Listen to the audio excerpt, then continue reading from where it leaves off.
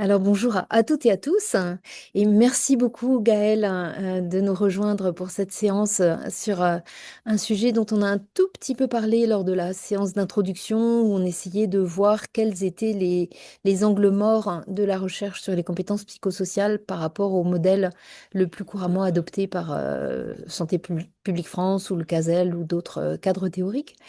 Et donc, je suis vraiment très heureuse qu'on puisse amorcer, en tout cas pour moi, amorcer cette réflexion.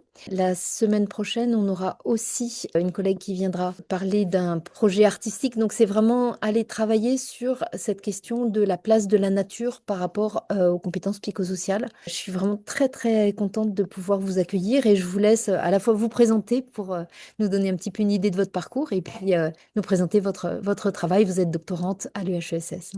Bonjour, et je vous remercie aussi de me permettre d'intervenir aujourd'hui.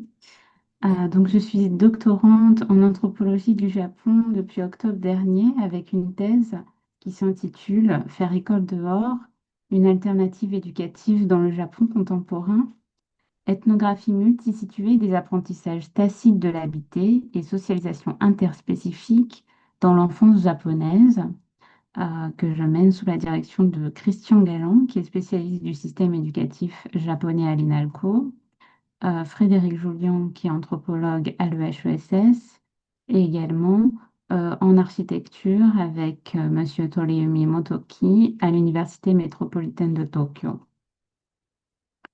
Donc cette présentation se concentrera en particulier sur la socialisation intra- et interspécifique des enfants faisant école dehors au Japon et les apprentissages qu'implique donc cette socialisation.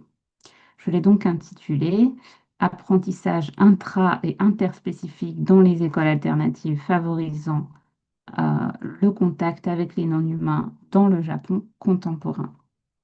N'étant qu'au tout début de mes recherches, il s'agira surtout de s'appuyer sur mon ethnographie d'un jardin d'enfants en forêt, en japonais Mori no Youtien, à Yokohama, que j'ai mené au cours de mon master d'anthropologie à l'EHESS, un mémoire qui a été dirigé par Nicolas Ellison et Florence Brunois-Passina, tous deux anthropologues de l'environnement. Euh, voilà, donc je m'appuierai sur cette ethnographie, ce qui nous permettra de nous introduire progressivement sur les terrains que j'ai déjà entamés en doctorat. Donc, j'aimerais commencer par vous présenter brièvement le cadre théorique dans lequel je m'inscris, ce qui vous aidera à mieux comprendre les objectifs de ma recherche et la nature de mon intervention. Voilà. Donc, euh, comme c'était le cas pour mon mémoire de master, cette recherche continue de s'inscrire dans le tournant ontologique en anthropologie de la nature, opéré par les anthropologues Descola, Latour et Viveiros de Castro notamment. Donc, d'après Philippe Descola, si la relation que l'Occident moderne entretient avec la nature est d'ontologie naturaliste, c'est-à-dire fondée sur le dualisme nature-culture, ce n'est pas le cas chez d'autres populations humaines qui, au contraire, ne dissocient pas la nature de la culture. Il se réfère ainsi à d'autres ontologies animistes, analogiques ou totémiques. En ce qui concerne le Japon, ce sont les recherches d'Augustin Berck qui nous révèlent cette indissociabilité des Japonais avec leur milieu feudan. C'est à partir de là qu'il engendrera sa mésologie, donc l'étude des milieux humains, Feudogaku. Les milieux qui étudient l'écologie faisant disparaître les humains de l'équation, la création d'une approche qui intègre à nouveau les humains au milieu vivant devenait ainsi indispensable. Grâce à la mésologie, nous avons maintenant un cadre pour analyser les liens interspécifiques entre humains et non-humains qui s'y nouent. Les apprentissages de savoir et de savoir-faire interspécifiques sont ainsi rendus possibles par notre contact aux espèces animales ou végétales, euh, puisque chaque individu non humain est doté d'une puissance d'agir pour parler comme Florence Brunois-Passina.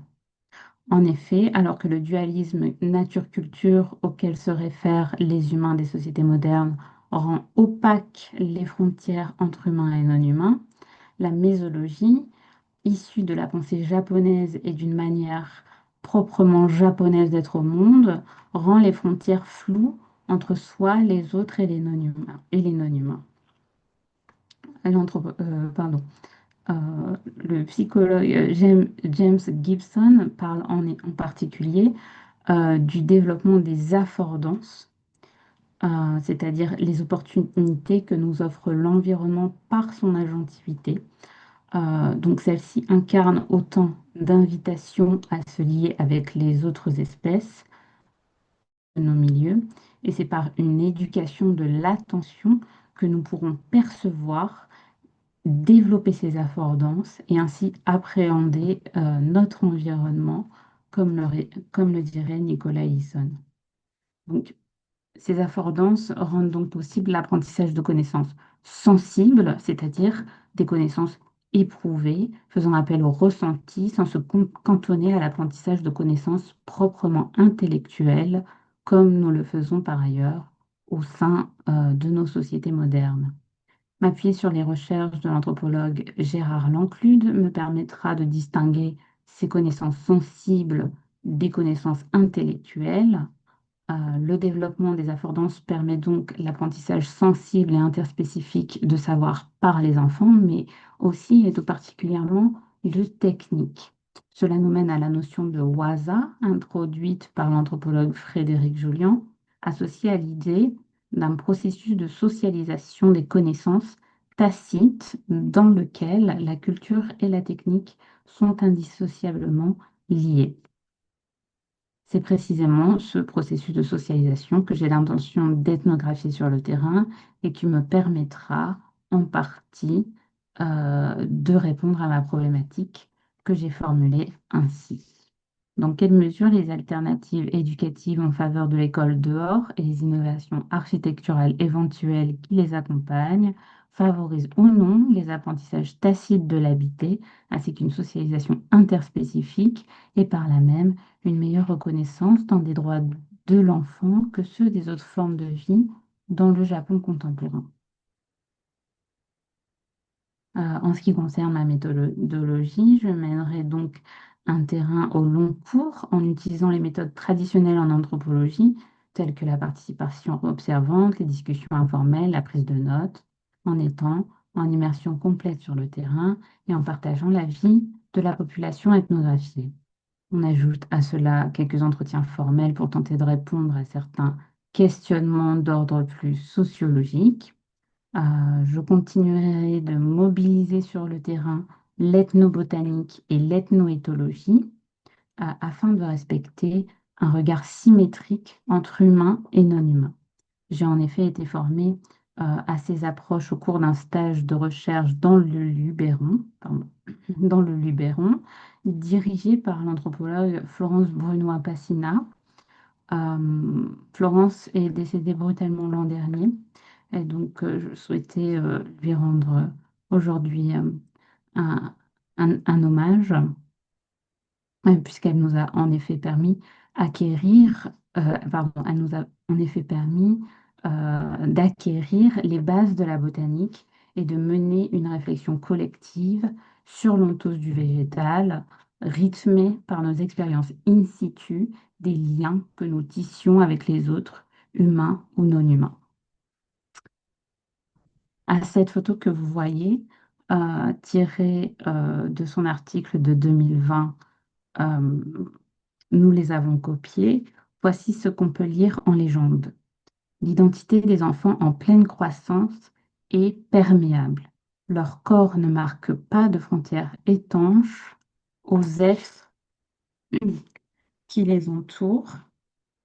Bien au contraire, tout est prétexte à s'inspirer de l'autre, à intégrer dans son soi intime ses attributs, ses compétences, son esthétique. Voilà. Enfin, mon terrain se veut multisitué, notamment afin de pouvoir rendre compte des apprentissages que font les enfants au contact du vivant et de leur déclinaison en fonction du climat, du biotope, de l'écosystème, des espèces végétales et animales. euh, et de la culture qui va varier d'une région à l'autre.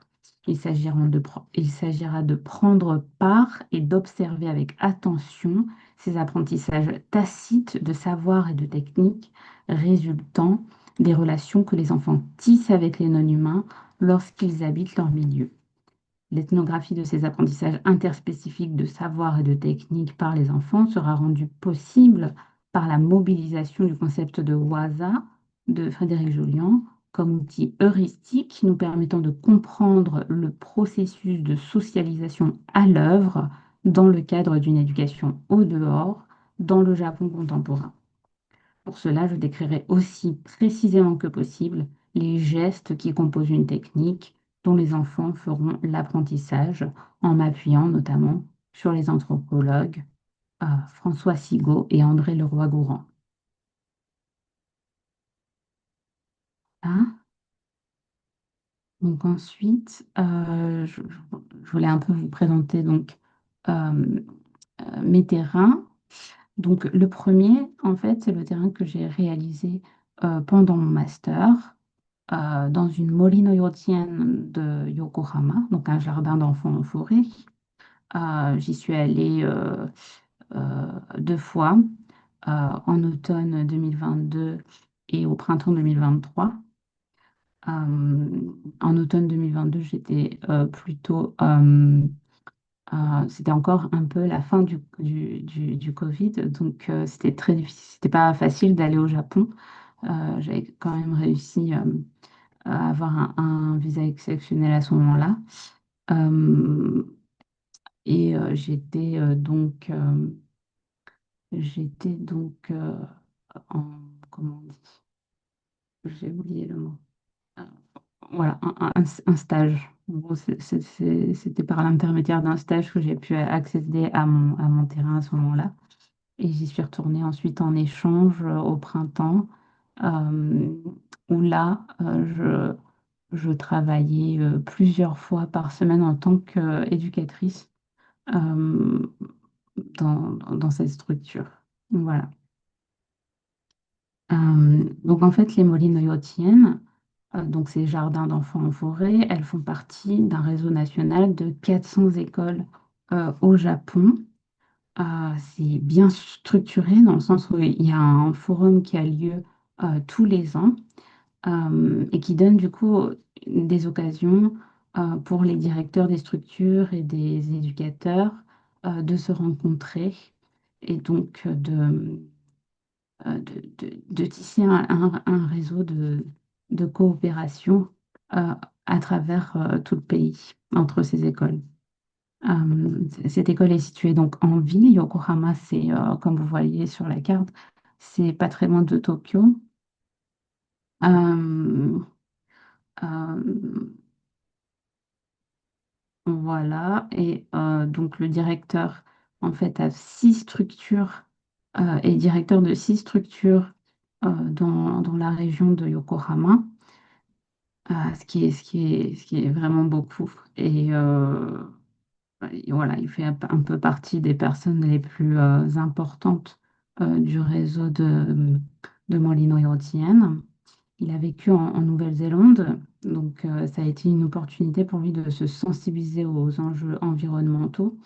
Euh, il n'hésite vraiment pas à en parler, il n'hésite d'ailleurs pas à parler de politique, ce qui est, ce qui est contraire, enfin, ce qui est un peu à l'opposé de la majorité euh, des personnes que j'ai pu rencontrer, en tout cas au Japon, qui vont parler assez peu euh, politique, même pour les personnes qui gèrent ces écoles en forêt et qui font partie, les éducateurs par exemple, ne parlent vraiment pas beaucoup de politique ou d'enjeux environnementaux à proprement parler. Euh, voilà. Et donc, ce directeur, comme il est très sensibilisé à tout cela, ça se traduit en action dans son école, puisque les enfants vont manger bio et local, et ça va jusqu'à les ressources euh, qui ont permis euh, euh, l'ameublement de la structure,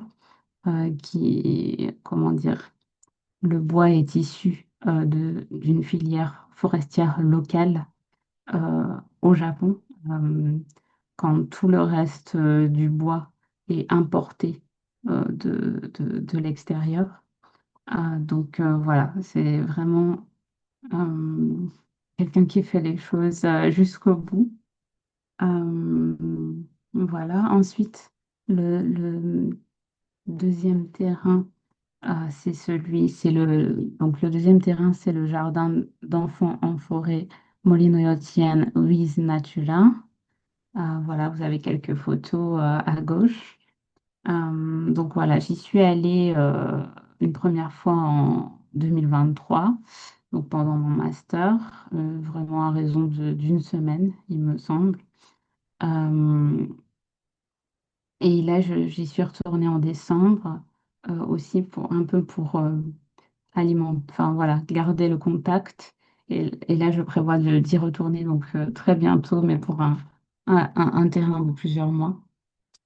Voilà, donc cette école, du coup, c'est aussi une molino-yotienne. Elle est, comment dire, elle est située plutôt à la campagne, enfin vraiment à la campagne pour le coup, en pleine montagne forestière. Donc très différent, je vais pouvoir donc comparer avec celle qui est située en pleine ville que j'ai étudiée pendant mon master. Euh, voilà, c'est une école qui est gérée par des femmes uniquement, ce qui en fait aussi la particularité. Autant les éducatrices que les directrices de l'école. C'est uniquement des femmes et les mères ont vraiment beaucoup comment dire, elles s'investissent beaucoup dans dans cette éducation. Et c'est souvent elles qui vont convaincre leur mari de déménager euh, près de cette école pour y inscrire ses enfants. Donc c'est vraiment, comment dire, c'est vraiment un mouvement qui attise ma curiosité et dont il faudra vraiment que j'aille plus en profondeur pour pour comprendre tout ça. Euh, et donc voilà, l'implantation d'une moline yotienne, c'est une occasion de redynamiser la région, puisque en fait, du coup, euh, ces deux bourgs, donc Nagataki-cho et Yamada-cho à Tenli, étaient en dépeuplement. Et ça s'inscrit donc dans cette désertification des campagnes au Japon due à l'exode rural massif qui a accompagné l'ascension économique fulgurante du Japon après la guerre. Voilà. Euh, ensuite, donc le troisième terrain, donc j'y suis allée à peu près il y a 3 semaines. C'est situé à Yorong, donc c'est sur la carte. Voilà, c'est tout en bas. C'est les îles d'Okinawa, au sud du Japon. Euh, pardon. Euh, donc à Yorong, ce sont des écoles publiques, alors que les écoles que j'ai ethnographiées jusqu'à présent, c'est des structures associatives qui qui ne sont pas reconnues par l'État, par les autorités. Donc qui ont une extrême liberté pédagogique. Alors que là, pour la première fois, Du coup, j'ai visité une école primaire. euh, et forcément, l'éducation n'est pas de la même nature, puisque voilà, c'est l'éducation à l'océan ou Yungaku. Donc, Yungaku, c'est l'éducation Yunnu relative à l'île de Yoron, qui a pour objectif, plus largement, de connecter les enfants à leur Tiiki. Donc, Tiiki, leur territoire, leur communauté locale, donc à l'île de Yolande. Donc, ça va se traduire par des sorties à la plage. Euh, les enfants aussi, ah oui, c'est une éducation qui va de la primaire au lycée, alors que jusqu'à présent, je m'étais intéressée à la petite enfance. Euh, et donc, les enfants vont rencontrer les habitants de l'île, faire des recherches sur les activités de l'île, telles que la pêche, l'élevage, l'agriculture, le tourisme, mais aussi sur les problèmes liés à l'île, tels que la pollution, avec énormément de déchets qui s'échouent sur les plages, euh, ou des recherches sur les catastrophes naturelles, telles que les typhons, les tempêtes, les intempéries, qui peuvent provoquer d'ailleurs un arrêt des bateaux à destination ou en provenance de l'île, comme ça m'est arrivé d'ailleurs quand j'y étais, comme j'y étais c'était les jours les plus froids, et il y avait un vent incroyable et les bateaux ne circulaient plus. Et donc, ces intempéries vont aussi parfois endommager les infrastructures, avec une partie de l'île qui a déjà été complètement coupée d'électricité pendant plusieurs jours. Voilà. Donc, c'est aussi ces questions de à quel point, en fait, le lieu où ils habitent va être impacté. euh, comment dire, les intempéries, etc., comment tout cela va impacter tant les activités économiques que la subsistance de la population. C'est quelque chose qui a aussi, qui m'a aussi intéressée, et comment dire, qui me convainc aussi que c'est un bon choix que de continuer de faire du terrain là-bas. Ensuite, je suis allée à Eulasoe. Donc là, c'est situé plus sur l'île principale de Okinawa. Voilà, Yolande, c'est vraiment une toute petite île. On fait le tour en 30 minutes en voiture. Alors que, voilà, Okinawa, c'est l'île principale, euh, juste à côté.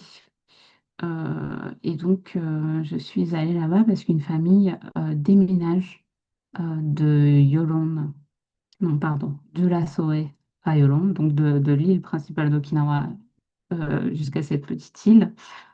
Pourquoi? Parce que euh, leurs enfants avaient l'habitude de jouer près d'une plage, donc celle qu'on voit sur la première photo à droite, sur une plage qui va être complètement bétonisée. Cette plage n'existera plus. Et c'est quelque chose qui arrive très très souvent à Okinawa. La bétonisation du littoral, elle est croissante. C'est une région très très touristique. Donc on bétonne pour construire des hôtels, des centres commerciaux, mais aussi pour étendre la base militaire américaine qui est présente à Okinawa. Et cette fois-ci, c'était donc pour étendre la base militaire américaine que la plage où ils avaient l'habitude d'aller allait être recouverte, enfin va être recouverte du coup. Euh, et pourquoi je vous parle de la SOE? Parce que du coup, c'est une association de quartier qui, euh, avec la collaboration de l'école primaire, va permettre aux enfants d'avoir des activités euh, des activités sur le littoral. Voilà. Hum, Ensuite, mes deux derniers terrains, voilà, je ne les ai pas encore entamés. Donc, ce sera certainement, c'est encore en réflexion, mais voilà, je connais bien la région de Hokkaido parce que j'y ai vécu pendant une année. Euh, et euh, et c'est en fait, c'est une famille de quatre enfants, ce qui est très rare au Japon d'avoir quatre enfants. Une famille de quatre enfants qui a un mode de vie complètement alternatif. Voilà, et ils ont une ferme de céréales en bio et ils mettent leurs enfants dans une école Steiner présente à Hokkaido. Voilà, et c'est en voyant ces enfants, en observant euh, la liberté dont ils jouissaient et la manière dont ils se liaient à la nature.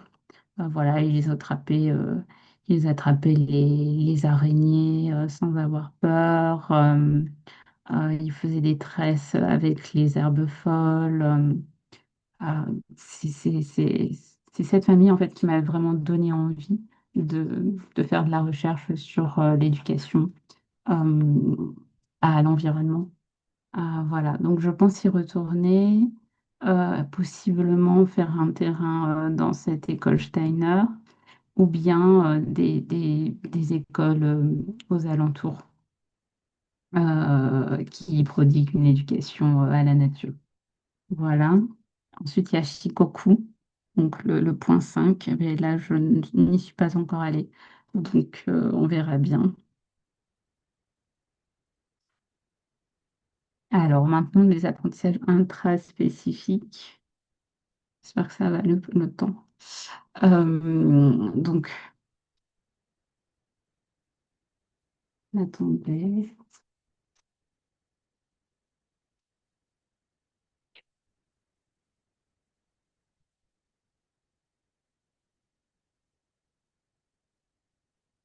Alors, donc, premièrement, donc,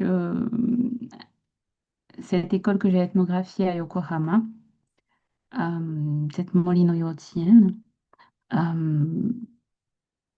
a prodigué une éducation à la démocratie.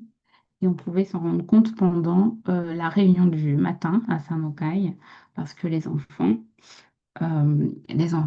du coup, se réunissaient en rond pour choisir le parc où ils allaient aller euh, ce jour-là. Voilà, c'est des réunions qui pouvaient durer plus d'une heure. Donc pendant plus d'une heure, les enfants débattaient du parc auquel ils allaient aller aujourd'hui. Et donc voilà, ils échangeaient leurs arguments, ils s'écoutaient les uns les autres, euh, ils s'exprimaient au milieu des autres. Voilà, et j'étais vraiment impressionnée de voir à quel point les enfants de cet âge, donc c'est des enfants de 3 à 6 ans, euh, pouvaient être enfin, aussi patients. Euh, voilà, parce que souvent en Occident, j'entends beaucoup que les enfants de 3 en dessous de 6 ans ont un temps d'attention très limité. Euh, Et en fait, ces enfants n'ont pas arrêté de me prouver le contraire. Ils restaient là, assis, à s'écouter, euh, à écouter, voilà, écouter les autres, à exprimer leurs arguments. Donc, c'est des arguments, voilà, ils listaient un petit peu les jeux. euh, qu'ils avaient l'intention de faire dans tel ou tel parc. Ce parc-là pouvait être mieux parce que il y a des arbres sur lesquels on peut grimper. Euh, voilà, c'était ce genre d'argument qui était apporté par les enfants. Les éducateurs, en fait, facilitaient simplement le débat. Et ça avait lieu vraiment tous les matins, puisque voilà, on sortait vraiment tous les jours en pleine nature, au moins 3 heures par jour. Et ça pouvait être toute la journée. Voilà, Je ensuite, peux vous c'est poser une une petite éducation. question juste spécifique sur Oui. cette activité, Gaëlle. Vous dites que ça pouvait durer 1 heure et qu'ils faisaient ça tous les jours. Est-ce que vous étiez là en début d'année où ils étaient en train de mettre en place quelque chose, ou est-ce qu'ils passaient vraiment tous les jours 1 heure à discuter sans se lasser de cette question du choix du parc, hein? Ah oui, non, c'était vraiment tous les jours. C'était pas spécifique du tout à la période dans laquelle, voilà, c'est vraiment tous les jours, encore aujourd'hui, enfin, quand j'y vais, voilà, dès le matin, ils parlent ensemble de- des activités qu'ils veulent faire, du parc qu'ils vont choisir aujourd'hui Et il y pour a aller combien s'amuser. de parcs, hein, par curiosité? Parce que je trouve ça assez étonnant que ça mette 1 heure tous les jours de prendre cette décision, même si, effectivement, s'il dit Ah, des activités, c'est peut-être un peu différent.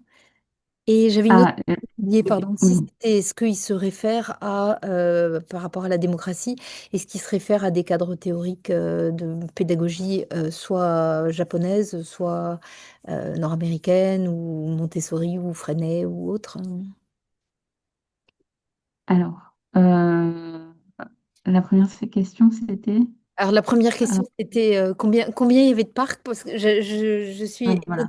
que ça prenne 1 heure tous les matins. Et donc, je me demandais voilà, de quoi ils discutaient pour que les enfants ne Ouais. fassent pas discuter tous les jours de la même chose. Parce que, effectivement, bon, je suis peut-être conditionnée par mon regard d'européenne et mon expérience notamment directe et indirecte des écoles dites démocratiques où ils organisent tous les jours des conseils pour prendre les décisions collectivement et ces conseils sont parfois facultatifs et en fait les élèves ça les ennuie en fait. Donc, Hum, voilà, j'essayais de comprendre pourquoi il n'y avait pas de lassitude. C'est vraiment intéressant. Alors, oui, déjà, il y a énormément de parcs dans ce quartier. Mm, Euh, c'est, c'est, c'est, hum, c'est un quartier où il y a une politique de préservation des îlots de verdure. mm, Et il y a 40 ans, en fait, c'était que de la forêt, que des bois. Euh, mm, Ce quartier de Yokohama, et c'était pas du tout une ville. Euh, donc voilà, ils préservent un peu aujourd'hui les îlots de verdure restantes. Et donc, il y a énormément de choix. De tête, je dirais plus d'une dizaine de parcs, mm, 10 voire 20, ouais, entre 10 et 20 parcs. Euh, Ensuite, pourquoi ils ne se lassent pas? En fait, au Japon, c'est vraiment... mais bon, là, je dois remonter beaucoup dans mes premiers souvenirs du Japon. Voilà, mes premiers souvenirs avec des enfants au Japon, c'était... je travaillais juste dans une petite garderie avant mon master. Et je me rappelle que j'avais l'impression que tout était très lent et encore plus que les écoles maternelles en France. En tout cas, j'ai vraiment trouvé que les Japonais suivaient énormément le rythme de l'enfant. Donc voilà, ça peut peut-être être une partie de la réponse à cette question de pourquoi ça a duré autant de temps. Peut-être pour laisser un petit peu tout, voilà, tous les enfants ne pouvaient pas s'exprimer, mais la majorité des enfants, quand même, ont laissé s'exprimer la majorité des enfants. Et le but, c'était aussi que les enfants qui arrivent un peu moins à s'exprimer puissent avoir ces occasions aussi.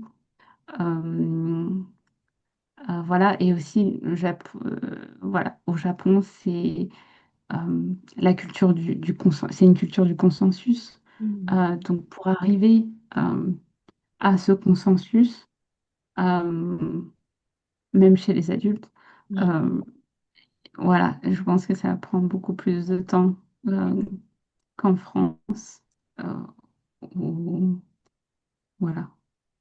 On va pas prendre autant de temps jusqu'à arriver Mm. au dénouement. Voilà.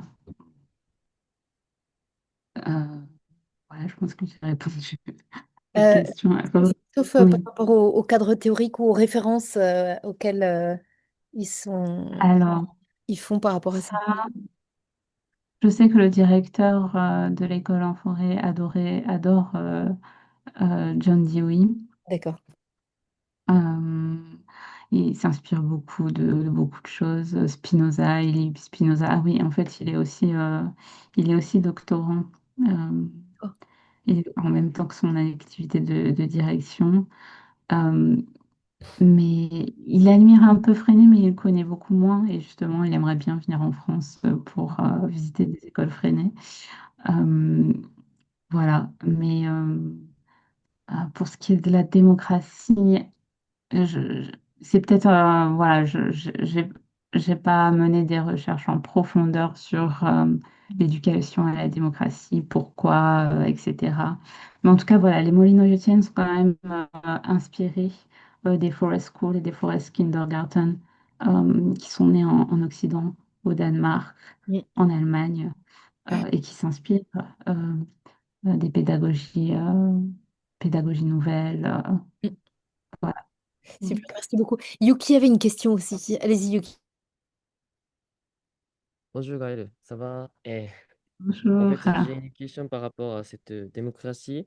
En fait, quand j'ai observé une, à l'école alternative, c'était collège au Japon, c'est à Kinokuni, et là-bas, c'était quand même, il y avait ce genre de réunion le matin, mais quand même, collégiens donc, discutent beaucoup, et il y avait beaucoup des opinions un peu qui combattent mutuellement. Donc, c'est un peu difficile de finalement comment prendre des décisions finales. Et donc, finalement, ça continuait presque 30 minutes, 1 heure, mais après, finalement, Pareil. ils ont décidé à la manière de la botte, plutôt à la majorité finalement. Donc, en fait, dans cet âge de 3 ans, 6 ans comme ça, comment la manière de prendre la décision et aussi par rapport à ça, c'est quoi le rôle des enseignants en fait? C'est quoi les consciences des enseignants qui participent à ce genre de réunion de matin? Parce que c'est plus difficile de enseigner qu'est-ce que c'est la démocratie pour cette petite enfant. Donc, qu'est-ce que vous avez, t'as observé là-bas? Bon, déjà, on n'en parle pas. En fait, on le fait, mais on dit jamais qu'on fait de l'éducation à la démocratie. Et voilà, ils disent pas ces mots-là aux enfants, juste ça se fait. Et le rôle du coup des éducateurs, au début, c'est simplement de faciliter le débat pour que tous les enfants qui veulent s'exprimer s'expriment. Et puis petit à petit, forcément, quand ça commence à durer plus d'1 heure, là, 1 heure, c'est quand même, c'était souvent 40 minutes. 1 heure, c'est quand même la tranche la plus élevée. Mais voilà, 1h15, c'est déjà arrivé. Euh, voilà, quand ça commençait à durer un peu trop longtemps, les éducateurs commencent à orienter la discussion de manière à ce que quand même on puisse arriver à une décision. Voilà. Euh, et, on évite à tout prix le vote. C'est vraiment pas le. Et si ça, en fait, à la toute fin, quand vraiment on n'arrivait pas à se décider, euh, et pour confirmer aussi un peu les choses, les éducateurs demandaient aux enfants si ça leur allait, si on allait dans tel parc. Et en général, en fait, on avait la majorité des mains des enfants qui étaient levées, ce qui prouve qu'on avait réussi à mener la discussion jusqu'à ce que euh, tout le monde, la majorité des enfants, puisse être d'accord. Voilà. Je vais peut-être arrêter de m'étendre sur ça parce que j'ai beaucoup de Mhm. slides. Je ne vais jamais y arriver, j'ai Merci. l'impression. Mais Merci beaucoup. Bien sûr, voilà. on vous interrompt plus. Pas de souci. Alors, c'est aussi une éducation des relations très horizontales, bon, je vais aller vite, basée sur la Mahé, donc c'est-à-dire que les enfants nous grimpaient tout le temps sur le dos, Voilà, les corps sont très très proches dans les Molino-Yotiennes. Euh, et donc, voilà, par exemple, j'avais aussi un exemple pendant le goûter, il y avait deux, deux petites filles qui voulaient s'asseoir sur mes jambes. C'est très inconfortable, mais finalement, j'ai accepté. Et au final, elles ont commencé à se disputer la place pour être sur mes jambes. Mais voilà, ils étaient toujours en train de grimper sur le dos des éducateurs, sur mon dos, sur ceux des parents. Et, voilà, donc la Maë, c'est un peu euh, ce demande d'indulgence, ce demande de dépendance de la part des enfants vis-à-vis des adultes, euh, qui va créer une relation horizontale alors que et non verticale. Voilà. Et cette horizontalité est aussi soutenue en particulier euh, par le fait on ne considère pas les enfants comme moins sachants euh, dans les molinoyotiennes.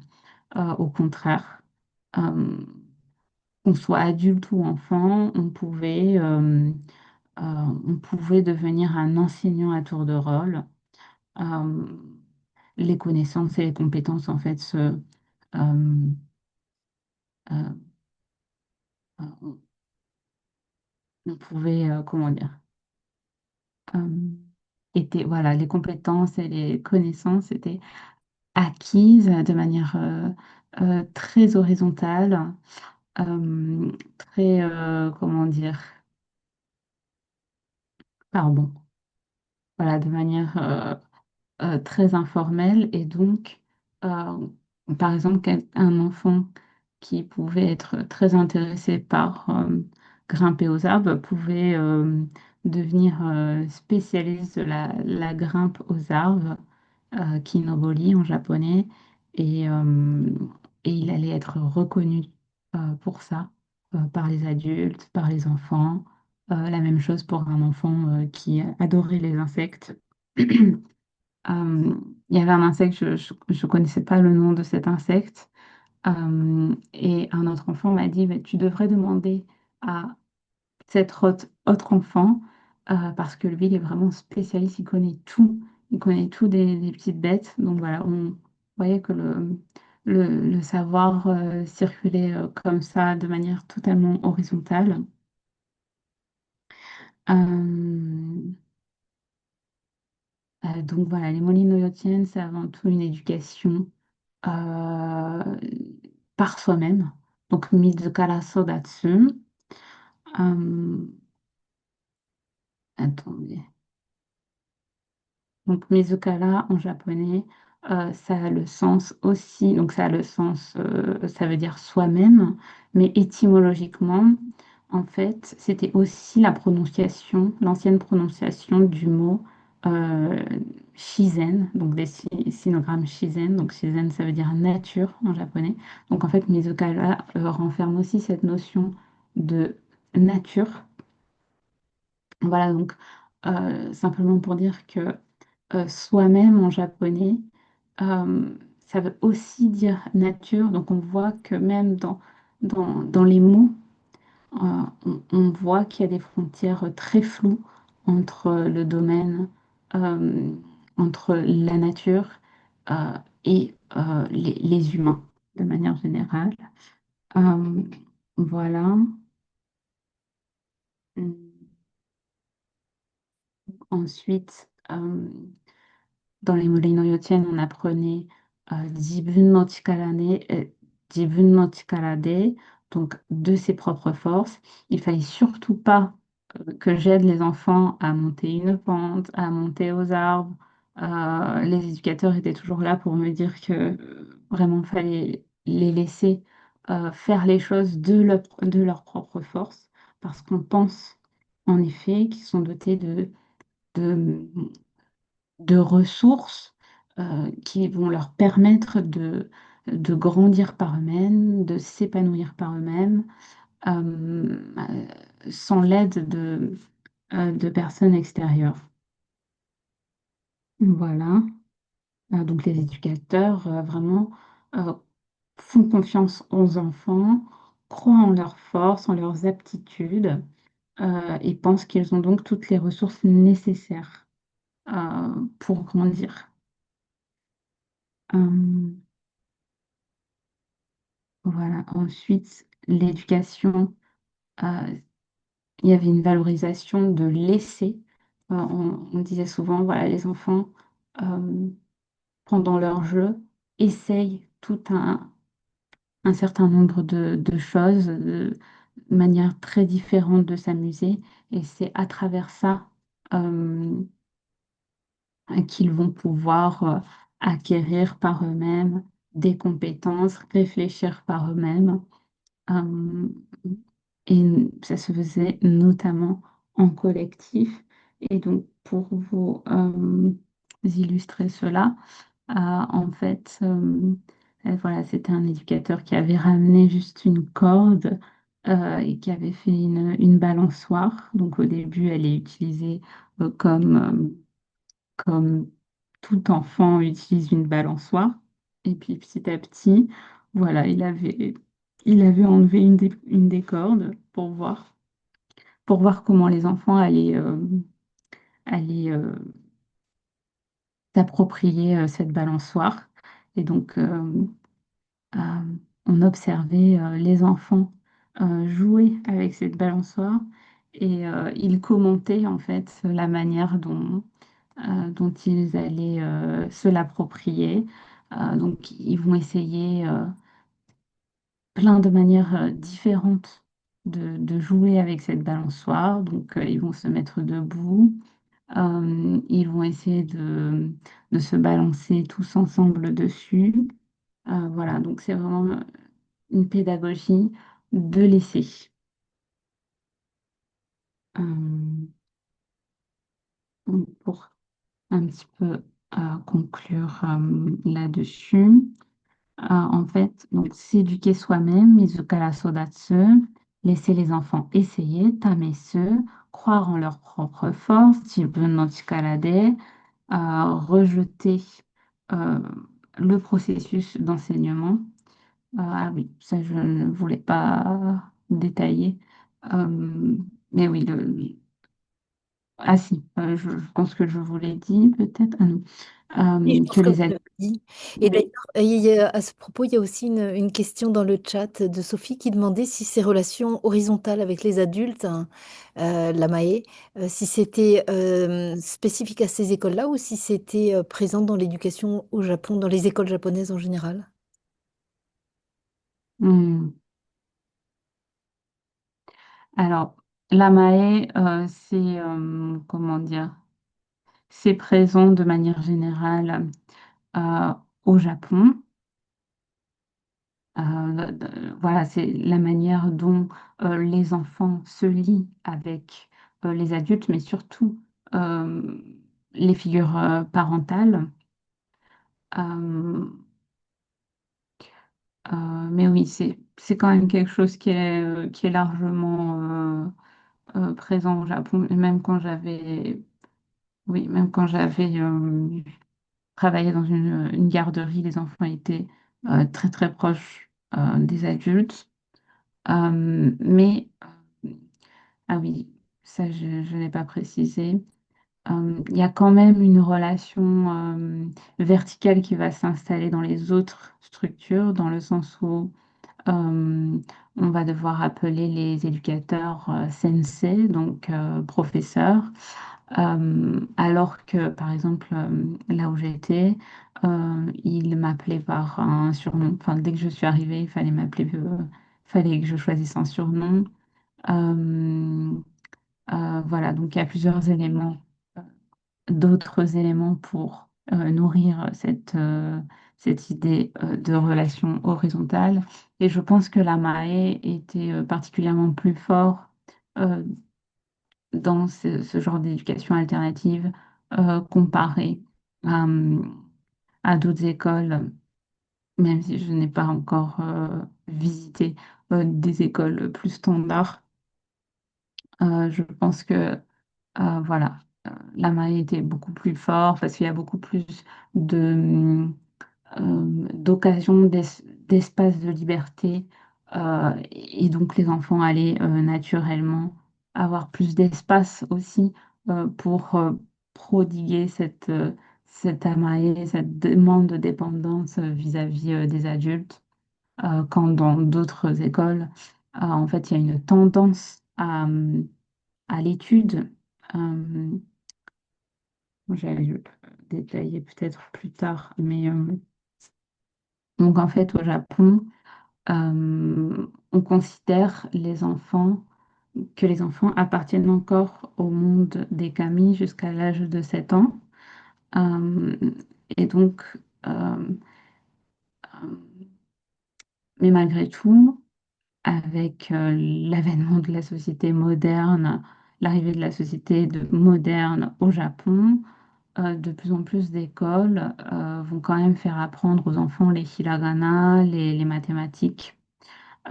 Et en fait, ces écoles, ces Molino Yotiens s'inscrivent à l'opposé de cette tendance qui fait déjà peser en fait des règles sociales sur les enfants. Euh, Voilà, donc ils s'inscrivent à l'encontre de cette tendance pour justement créer des, des espaces de liberté et recréer cette période de liberté qui était l'enfance selon les conceptions traditionnelles japonaises. Voilà, j'espère que j'ai répondu à la question. Oui, oui, merci beaucoup. Enfin, je pense, Sophie. Euh, Donc, on passe maintenant enfin aux apprentissages interspécifiques. Donc, tout d'abord, les connaissances sensibles. Alors, les connaissances sensibles, voilà, quand on arrivait dans les parcs, déjà, euh, la cacophonie urbaine était remplacée par le chant des koorogi en automne. Donc, les koorogi, c'est les grillons, et le chant des cigales en été. Euh, donc là, on est encore à Yokohama, mais si je prends un exemple de, de l'autre école, de l'autre école à Tenli, pendant la réunion du matin, l'éducatrice euh, allait demander l'attention des enfants euh, pour qu'ils écoutent attentivement le chant des cigales. Euh, et ça avait une importance particulière puisque en fait, il y a une croyance japonaise selon laquelle les cigales ne vivraient qu'une semaine et que ce serait pour cela qu'elles se manifestent aussi bruyamment l'été. Voilà, donc, contrairement, contrairement aux forêts françaises qui sont quand même beaucoup plus calmes, les forêts japonaises, ou en tout cas les milieux forestiers, les milieux boisés japonais sont très bruyants en été. Les cigales font énormément de bruit jusqu'à couvrir en fait la circulation, le bruit de circulation. Donc, voilà. Euh, Euh, voilà, donc c'était une manière aussi d'honorer la courte durée de leur passage sur Terre aux cigales. Le fait de tendre l'oreille et d'écouter leur chant. Euh, Ensuite, on a la vue, donc l'espace qui semblait a priori très artificialisé. Euh, Au début, je me demandais vraiment où était la forêt. Et en fait, ce sont les enfants qui m'ont éduquée à porter mon attention sur la moindre espèce végétale qui s'épanouissait sur le trottoir. Donc voilà, la première chose qu'on faisait quand on arrivait dans le parc, euh, c'était de ramasser les dongolis, donc les glands qui étaient jonchés sur le sol en automne. Donc on allait les ramasser et on criait Dongoli Bakudan, qui veut dire bombe de gland. Voilà, on s'amusait à ça en arrivant dans le parc. Ensuite, si on parle du toucher, euh, donc là, la photo juste au milieu, c'est une bogue de châtaigne. Donc les enfants allaient euh, éduquer leurs sens à travers euh, les ressources que les êtres vivants qui peuplaient euh, ces milieux naturels. Donc voilà, par exemple, la bogue de châtaigne en japonais faisait chiku chiku. Chiku chiku, ça veut simplement dire piquant. On allait aussi avoir tsuru tsuru. Tsuru tsuru, c'est tout ce qui est glissant, lisse. Donc les dangomushi, c'est les cloportes. C'est les premières petites bêtes que les enfants attrapent parce que bah, voilà, c'est vraiment très très facile. On pourrait même dire qu'on les ramasse tellement c'est facile d'attraper les cloportes. Donc les cloportes faisaient tsele. La tête des, euh, des grillons, korogi, faisait tsele aussi. La patte d'un scarabée qui avait été trouvée par un enfant faisait tsele. Les dolodango, donc les dolodango, c'est les boules de terre. Là, vous voyez d'ailleurs une petite fille qui est qui est pleine de boue. Ben, en fait, ce, ce genre d'endroit aussi les enfants se servaient de ce genre d'endroit pour faire des dolodingos, donc des boules de terre avec la terre et de l'eau. Et en fait, c'est vraiment un jeu que j'ai retrouvé. Euh, Déjà dans les deux écoles maternelles en forêt que j'ai ethnographiées, mais aussi quand j'en parle au japonais, tout le monde connaît. Et j'ai absolument pas de souvenir de ça en France. Je crois pas qu'on fait des boules de terre, en tout cas avec autant de précision. C'est vraiment des boules de terre qui deviennent euh, à la fin toutes lisses, donc pour qu'elles fassent justement tsele.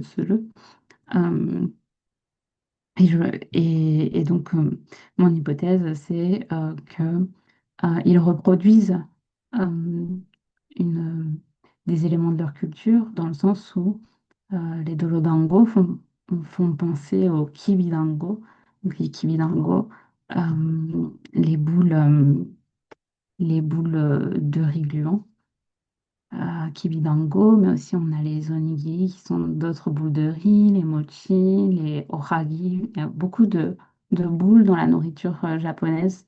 Donc je pense que les dolodango, c'est aussi cet apprentissage de comment faire une boule. Euh, voilà. Voilà. Ensuite, on a les fleurs de kimokse. Euh, je vais vous montrer. Voilà. Donc là, on voit une petite tout en haut, la photo en haut, euh, en train de respirer un sachet dans lequel elle a mis des fleurs de Kim Moxé. Donc ça, c'est des fleurs d'olivier odorant. Il y en a partout en automne. Et les enfants pouvaient passer énormément de temps rien qu'à ramasser, à accueillir ces fleurs et à remplir leur sachet de ces fleurs. Et euh, voilà, ils vérifiaient le parfum de leur sachet très fréquemment. Euh, Donc voilà, c'est aussi, les enfants étaient dans une quête de plaisir olfactif, comme pouvait donc témoigner la vérification répétée du parfum qui émanait de ces fleurs. Euh, voilà. Il nous arrivait aussi de faire une petite halte, rien que pour sentir ces fleurs de Kinmoxé. Euh, Ensuite, on a le goût. Donc, je ne sais pas si... Est-ce que vous arrivez à deviner ce qui est sur la photo en dessous, la seconde photo? Je dirais des abricots ou des nèfles ou quelque chose comme ça. Ah, c'est un autre fruit. C'est pas les abricots. On est en automne au Japon. Je sais pas. Si... Peut-être que Yuki va pouvoir nous souffler. Même Yuki ne sait pas. Ça ressemble un peu à des nèfles, mais je sais pas ce qui pousse au Japon à l'automne. Des kakis, peut-être? Ah, des kakis peut-être, ouais. Oui, c'est ça. Bravo. Oui, du coup, c'est des kakis. Euh, il y a beaucoup, beaucoup de kakis aussi. C'était vraiment des petits, alors qu'on est en pleine ville, hein, c'est vraiment des petits espaces verts très comestibles. En fait, des fois, on passait notre temps à manger, quoi, en automne. Donc, là, c'était des kakis et on savait que c'était la saison des kakis. Donc, pendant la réunion du matin, le débat, c'était où est-ce qu'on pourrait trouver des kakis, où est-ce que... voilà. Et donc, il y a un des éducateurs qui était, voilà, qui est plutôt corpulent, et qui a l'habitude de faire plein de choses plutôt amusantes en pleine nature avec les enfants. C'est lui en fait qui secouait les arbres pour voir si les kakis pourraient tomber. Et donc voilà, là c'est un des kakis qui est tombé et les enfants se sont donc précipités pour pouvoir manger un petit peu de ce kaki. Et ce qui contraste beaucoup avec la culture moderne japonaise, dans le sens où manger par terre, j'aurais jamais pensé que... Mais il y a énormément de choses comme ça au sein de ces Molino-Yotiennes qui contrastent énormément avec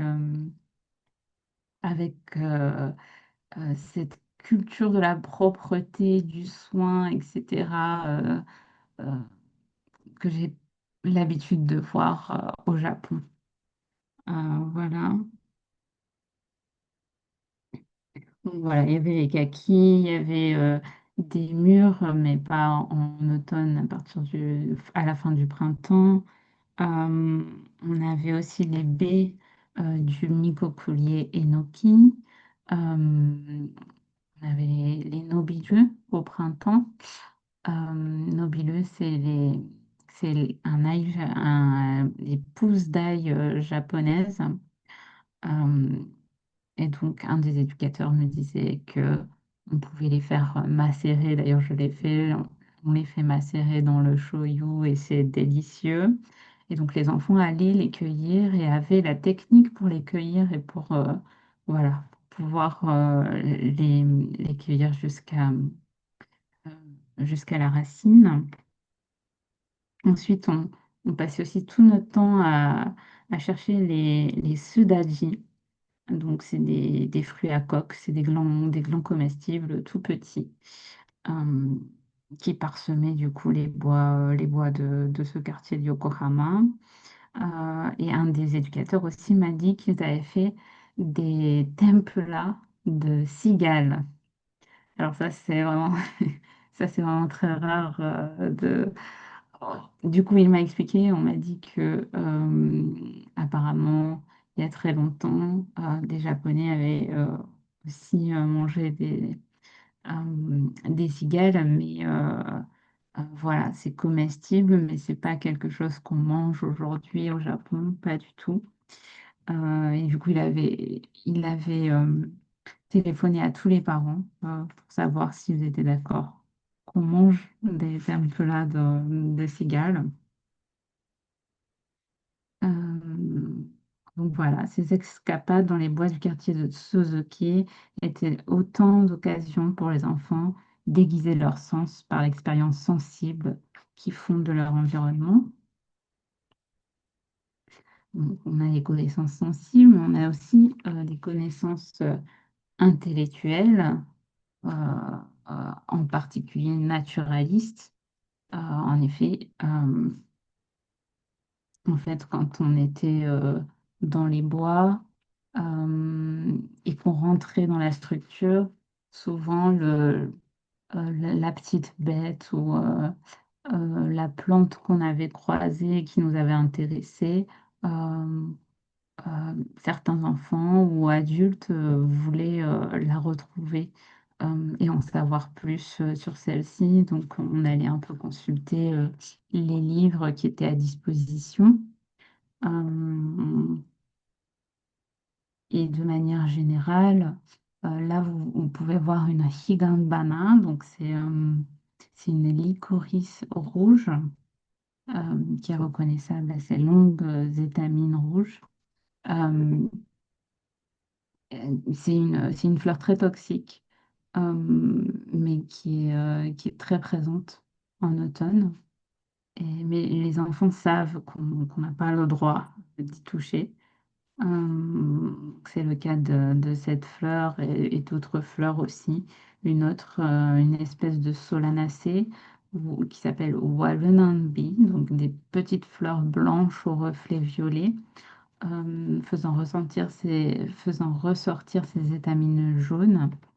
Voilà, cette fleur aussi il fallait vraiment éviter de la toucher. Elle était toxique et tous les enfants le savaient. On avait aussi des chenilles orangées sur un arbre. Donc là, les éducateurs prévenaient les enfants et on regardait de très loin cet arbre. Euh, la même chose quand il y avait des abeilles ou des guêpes. Euh, quand quelqu'un avait l'information que des guêpes ou des abeilles étaient pas très loin. En fait, c'est la même chose en japonais. On utilise le mot hachi pour parler de toutes des abeilles, des guêpes, des frelons, des bourdons, voilà. Donc, quand il y en avait près d'un arbre, quand on avait repéré cela, on faisait le moins de bruit possible en passant à côté de cet arbre. Il fallait être les plus silencieux possible. Euh, et aussi passer, bien sûr, le plus loin possible de l'arbre.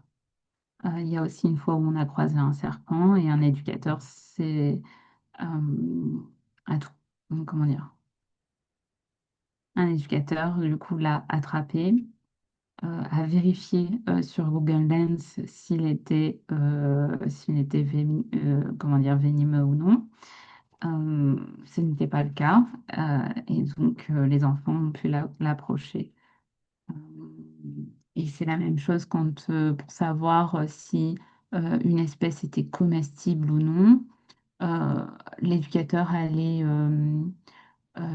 voilà, allait regarder euh, en ayant recours aux outils technologiques euh, et attendait d'avoir vu l'espèce plusieurs fois euh, pour bien confirmer que c'était possible de la manger avant d'en informer euh, les enfants ou voilà, de montrer qu'ils mangeaient cette plante devant les enfants. Voilà.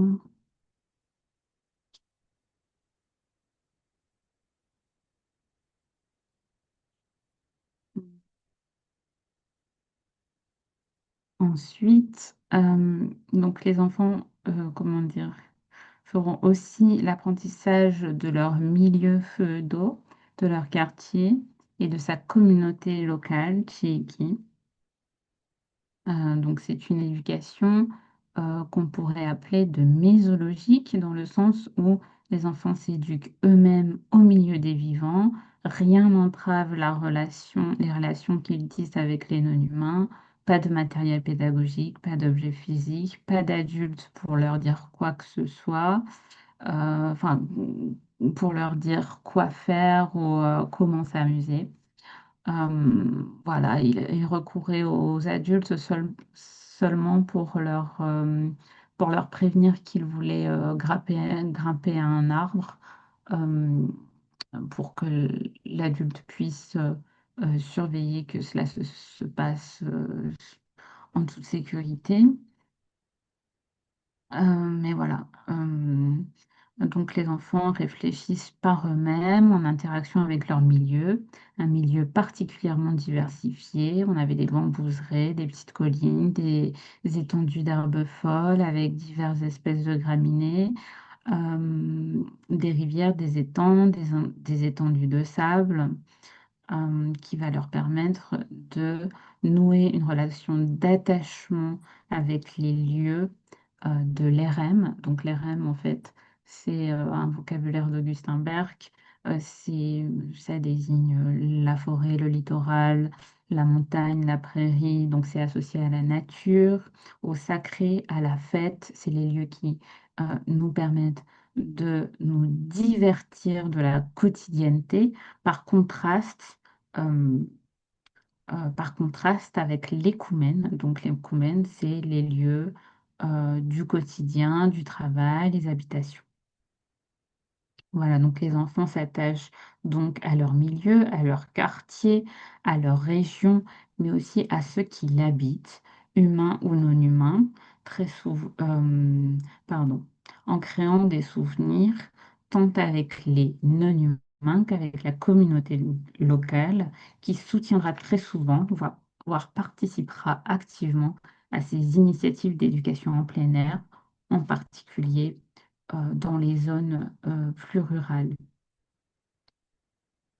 D'ailleurs, le terme Chiiki a deux notions, celle de territoire quartier et de communauté locale. Les deux notions sont comprises dans le mot. Euh, voilà. Ensuite, la saisonnalité. euh, je ne vais pas m'étendre trop, mais bon, en ce qui concerne l'automne, cela se manifestait dans les REM par les cris d'écologie, le parfum des fleurs de Kinmoxé, donc Olivier odorant, le goût des kakis, des baies enoki, des blanches d'algi, euh, le climat qui tendait à se rafraîchir, les arbres qui tendaient à perdre leurs feuilles, ou le sol parsemé de glands et de bogues de châtaigne.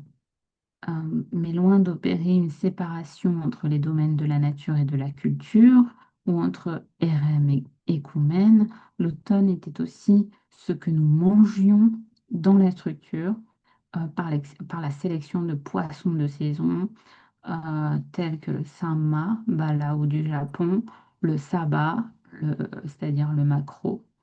Donc parce que euh, voilà, l'automne était donc ce que nous mangions, mais aussi ce que nous fêtions par la mise en valeur de fêtes calendaires telles que la semaine d'équinoxe au Higan, les confiseries préparées spécialement pour honorer cette période de fête automnale, donc les ohagi, qui sont les boulettes de riz euh, aux haricots rouges ou à la poudre de soja grillée.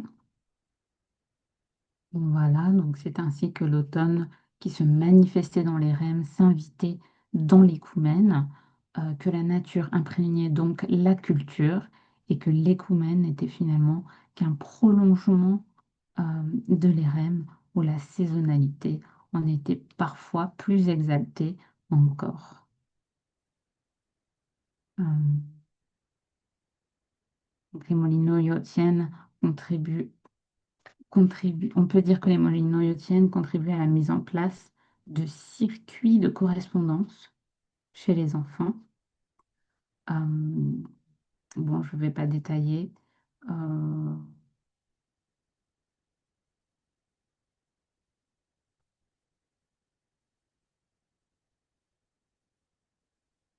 voilà, ces écoles maternelles en forêt favorisent en effet l'installation en eux d'une matrice caractérisée par une nature et une culture qui se confondent autant qu'elles se confondent. Euh, Comme tous les Japonais, les éducateurs et tout le personnel qui y travaille sont dotés de cette matrice dont parle Augustin Berg, ces circuits évocatoires qui les conduisent à associer à l'automne tout un monde particulier. Euh, voilà, par circuit évocatoire, je ne vais pas m'étendre, mais il parle en fait des haïkus, des mots de saison euh, qui vont qui sont le propre de la culture japonaise, que tout Japonais connaît ou a entendu parler et qui vont être ravivés en fait du coup par les Morinoyotiennes en leur permettant de vivre des expériences, de vivre la saisonnalité dans les parcs de la ville, mais aussi au sein de la structure en sélectionnant des produits de saison et en fêtant les fêtes calendaires propres à cette saison. Euh, Voilà ce que je voulais dire un peu de la saison euh, pour évoquer un petit peu les changements que je pouvais voir entre automne et printemps. La comment dire, la bombe de gland dont je vous avais parlé, qui était le jeu qu'on faisait en arrivant dans un parc, se transformait en une bombe de sakura. euh, le printemps arrivait, c'est-à-dire que les enfants réunissaient, rassemblaient toutes les pétales de sakura et les jetaient les uns les autres. Pour vous citer un exemple de cela. Euh, ensuite, donc, parmi les apprentissages interspécifiques, on a aussi l'apprentissage de sa culture qui va permettre, euh, qui va être une manière de raviver l'épistémée japonaise du rapport à la nature. Euh, donc voilà, donc comme je vous ai dit, j'ai pu vous dire tout à l'heure, quand les enfants japonais faisaient des dorodango, il y a une relation analogique il y a une analogie à faire avec les kibidango, donc ces boules de riz, euh, ces confiseries dont ils faisaient l'apprentissage en faisant des boules de terre. Euh, Aussi, à Yokohama, on pouvait voir des enfants faire avec le sable le mont Fuji. Donc, c'est aussi une manière de se connecter à son territoire, parce que le mont Fuji, du coup, fait partie est situé dans le même département. Euh, euh, voilà. Ensuite, je voulais un peu vous parler des ontologies de Philippe Descola pour vous montrer un peu comment la, la culture japonaise, comment dire, pardon, pour vous montrer un peu comment ce contact avec le vivant va raviver l'épistémie japonaise du rapport à la nature. Donc, par exemple, euh, euh, on a un enfant qui nous dira euh, qu'il ne faut pas embêter les libellules quand elles sont en train de se marier. Voilà, donc on peut voir à travers cette phrase qu'il prête une agentivité aux libellules, on ne considère pas donc les êtres vivants comme des objets ici, comme c'est le cas dans le naturalisme, mais euh, comme euh, des sujets au même titre que nous les humains. Donc c'est d'ontologie animiste. Ensuite, le second exemple, c'était un scarabée qu'on avait gardé en captivité et qui venait de mourir. Et on a cherché, en fait, les éducateurs et les enfants, tout le monde compris, on a cherché collectivement un endroit pour l'enterrer dans un des parcs. Donc voilà, le matin, on s'est demandé dans quel parc, euh, dans quel lieu on pouvait donc enterrer ce scarabée. Euh, une fois dans le parc, on a trouvé l'endroit adéquat et un enfant a creusé un trou pour pouvoir enterrer le scarabée, l'a recouvert et a mis un petit bout de bois juste au-dessus pour, voilà, pour indiquer euh, qu'il s'agissait bien d'un enterrement. Voilà. Euh, et donc, voilà, l'aspect un peu cérémonial, euh, d'autant plus que les adultes étaient totalement pris, prenaient totalement au sérieux cet événement. Euh, C'est aussi quelque chose euh, d'ontologie animiste, puisqu'on va considérer que le scarabée est doté, est un être animé, doté d'agentivité, au même titre que les humains. On a un autre exemple encore, peut-être encore plus significatif, où un enfant allait cueillir une fleur d'hortensia. Bon, il faut savoir que les enfants avaient le droit de cueillir toutes les fleurs qu'ils voulaient quand on était dans les parcs, mais sur les chemins de verdure, qui étaient comment dire, où la verdure était beaucoup plus arrangée, où c'était plutôt, c'était les citoyens qui plantaient en fait les fleurs. Et les hortensias sont particulièrement, comment dire, ornementales. Voilà, c'était, c- ça ne pouvait pas marcher, quoi. Les enfants ne pouvaient pas cueillir les hortensias qui étaient là. Et donc l'éducatrice demandera à l'enfant de ne pas cueillir l'hortensia en lui disant, car je pense que cette fleur veut encore grandir. Voilà, donc là on voit très clairement que l'éducatrice prête une agentivité à cette fleur qu'elle considère comme un être animé. Euh, Voilà. Et en plus de cela, elle va sensibiliser, à travers cette phrase, elle va sensibiliser les enfants au caractère précieux de la vie, inochi en japonais, et à la croissance de cette fleur.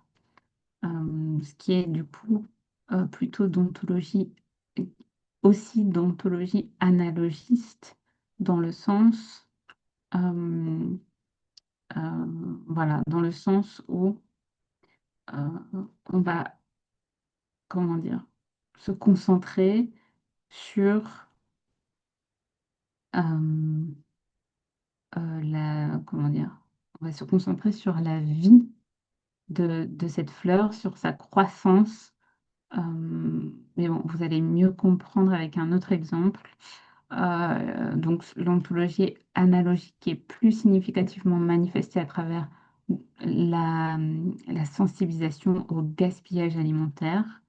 Euh, En fait, il y avait des enfants qui avaient laissé des boules de riz sous la bâche. Et donc, une éducatrice va prendre cela en photo et euh, va demander aux enfants, voilà, qu'est-ce qu'il en est, pourquoi elle a trouvé ça là, et elle va leur dire, ben, qui est triste à ce moment-là, Euh, qui est triste à ce moment-là, et en fait les enfants, accompagnés de l'éducatrice qui confirme ce que disent les enfants, euh, vont répondre. euh, euh, les cuisiniers, les cuisiniers qui ont fait les boules de riz vont être tristes. Les, comment dire, les agriculteurs euh, qui ont, qui ont cultivé ces légumes et ce riz vont être tristes. Euh, et les légumes eux-mêmes, les légumes et le riz eux-mêmes vont être tristes.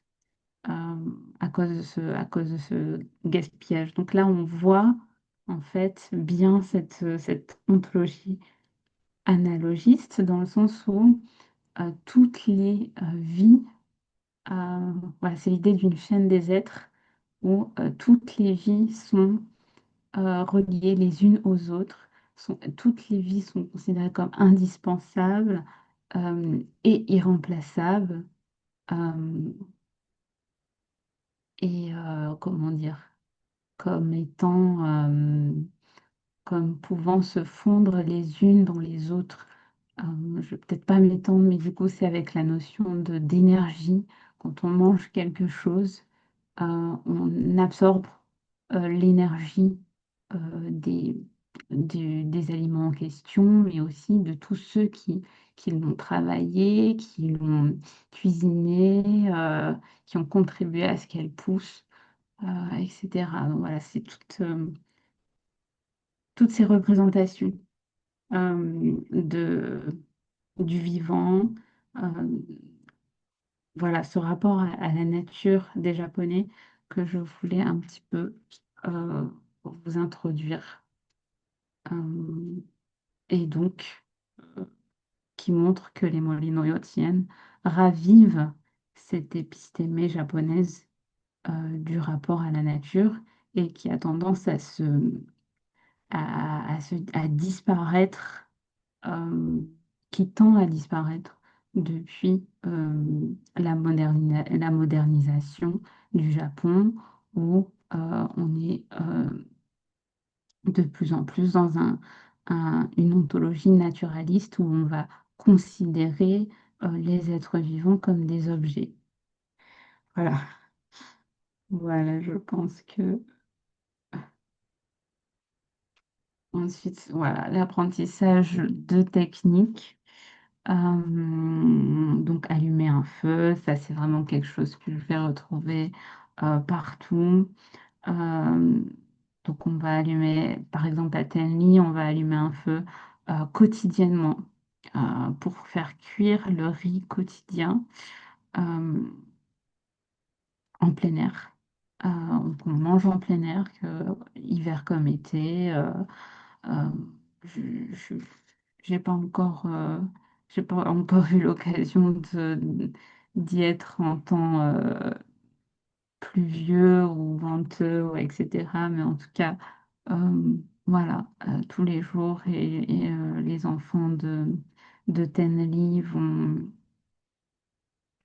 manger dehors et vont cuisiner dehors. Enfin, voilà, non, c'est pas directement eux qui cuisinent, mais en tout cas, ils vont allumer le feu qui va permettre au riz de cuire, en tout cas, et ce tous les jours. Voilà, ensuite, euh, la récolte des patates douces. Euh, Euh, donc ça, c'est à Yokohama. En fait, ils ont un jardin potager où les enfants peuvent cultiver des légumes, s'en occuper, mais c'est majoritairement quand même des adultes, des membres du personnel qui vont s'en occuper. Mais les enfants pourront aussi du coup participer euh, à, à la croissance de ces légumes, les récolter. Et là, du coup, après la récolte que l'on voit sur l'image, on a été aussi les faire griller. Voilà. Euh, Ensuite, on va, comme je l'ai dit, cueillir des mûres et des baies pour les manger, des fleurs aussi pour en faire des colliers. Au printemps, j'ai pas mal, j'ai pas mal vu ça. Euh, on va aussi cueillir des graines de l'herbe à chapelet, Jusudama, qui ressemblait à des perles. On va les utiliser pour faire des bracelets. Euh, on va collecter les glands pour les lancer sur les autres ou pour les manger pour les glands qui sont comestibles. On va attraper des petites bêtes. J'étais très surprise de la manière, de l'agilité avec laquelle les enfants arrivaient à attraper les sauterelles et les papillons, l'agilité et la vitesse avec laquelle ils, il les attrapait était vraiment surprenante. Euh, Ensuite, on va couper tour à tour des pommes de terre pour en faire des chips. On va aussi couper des légumes tour à tour. Alors que c'est des enfants qui sont tout petits, hein. Ils se mettaient en file indienne et tour à tour, euh, ils, euh, ils se servaient du couteau pour couper les légumes. Et la photo qu'on voit, du coup, c'est moi avec une petite qui m'apprenait à faire un yubi-ami. Yubi-ami, donc c'est du tricot avec les doigts. Je ne connaissais pas du tout. Je ne sais pas si ça existe en France. En tout cas, c'est une activité que faisaient beaucoup ces enfants de cette école. Euh, j'ai déjà oublié la manière. J'ai déjà oublié comment on fait. Il va falloir qu'elle me réapprenne. Voilà. Ensuite, oui, peut-être donc, des techniques qui mobilisent des compétences sociales. Donc là, c'est le kinoboli, donc grimper aux arbres. Donc, comme on peut voir sur la première image, il y avait des enfants qui grimpaient sur les arbres à une vitesse incroyable, avec une agilité tout aussi incroyable et qui étaient reconnus pour ça. Euh, et d'autres enfants qui voulaient de l'aide. Alors, moi, du coup, j'étais obligée de refuser parce que les éducateurs considéraient que si on aidait un enfant à grimper à un arbre, euh, il n'allait pas savoir comment redescendre. Donc, ça faisait partie de cette éducation, euh, de cette éducation par soi-même, de cette éducation à l'autonomie, de ne pas aider les enfants. Euh, mais il pouvait se faire aider parfois par d'autres enfants, comme on voit sur la seconde photo. Donc ça pouvait se faire de cette manière-là, euh, ou en faisant un peu la courte échelle, ou bien les enfants ceux qui arrivaient très bien à grimper pouvaient rester en haut et indiquer à ceux qui n'y arrivaient pas comment ils avaient fait pour grimper. Voilà, donc l'enfant allait guider par sa voix l'autre enfant qui tente de monter en lui indiquant comment il a réussi. Sachant que tous les arbres sont différents, donc à chaque arbre était un nouveau défi pour les enfants. Ah oui, je voulais vous montrer, j'espère qu'on a un peu de temps. Un peu de Oui, tout temps. à fait, oui. Il reste 25 minutes. 25 minutes, ok, bon, super. Euh, voilà, je voulais vous montrer une petite vidéo. Ça va vous immerger un petit peu.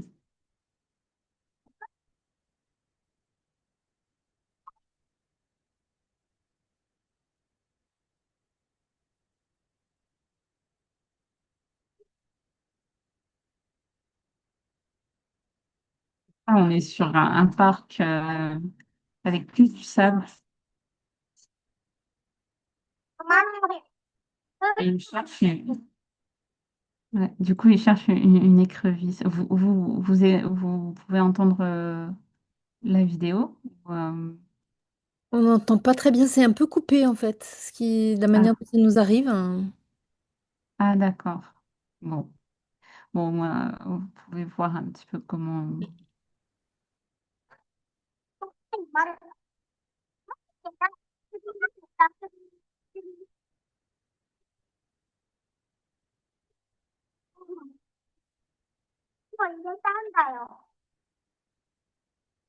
En fait, là, il cherche l'écrevisse. Il cherche l'écrevisse qu'ils avaient depuis le début. Et là, ils l'ont perdu.